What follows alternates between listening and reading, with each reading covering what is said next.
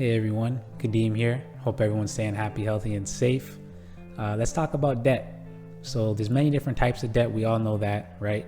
There's high interest debt, there's low interest debt. Some of us don't know, however, that there's good debt and there's bad debt, right? You can use debt for many things. Let's mainly talk about high interest debt versus low interest debt today.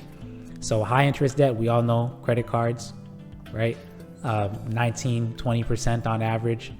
But then there's also line of credits, which are considered low interest debt. They're, let's say, 2.5% to 5%, right? It might be a little more, a little less, depending on, again, your credit score. But here's my issue. A lot of us have a bunch of debt sitting on our credit cards, where we have a balance just sitting on our credit cards, being charged about 20% every single year, annually, interest, right? 20% interest every year. So if you have a balance sitting on there, you're being charged, not yearly, by the way, you're being charged a lot more frequently than that, right? But 20% annually. And some of us don't want to pay that off when we have a savings account or investment account that we could easily pay off that credit card balance with, right?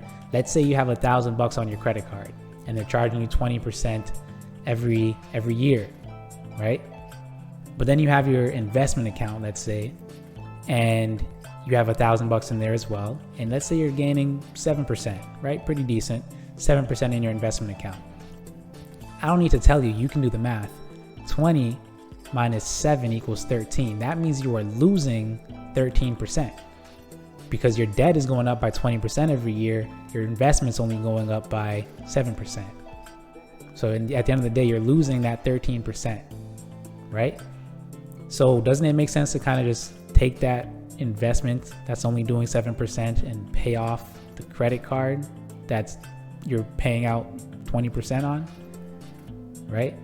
That's just a thought, right? Take the suggestion, don't take the suggestion. That's up to you in your situation. But here's another option.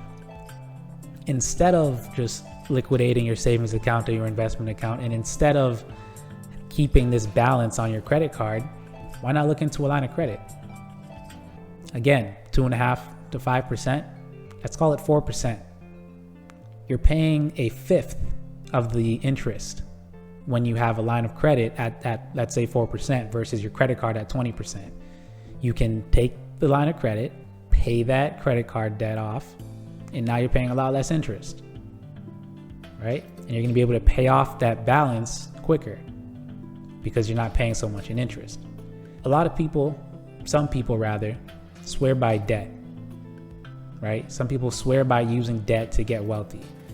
Some people swear on avoiding debt, have no debt, and still get wealthy.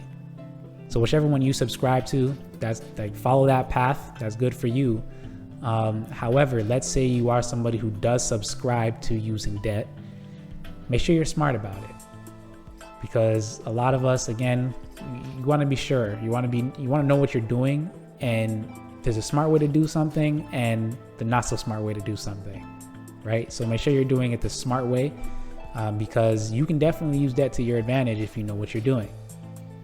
For example, you can use your credit card, right? If you have a point system or reward system, use your credit card, get those points, but then pay off that credit card balance with your line of credit, because again, the line of credit is lower interest, right?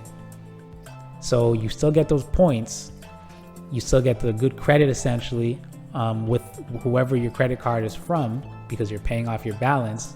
You still keep those points, and then you pay it off with your line of credit, and you pay less interest towards your line of credit.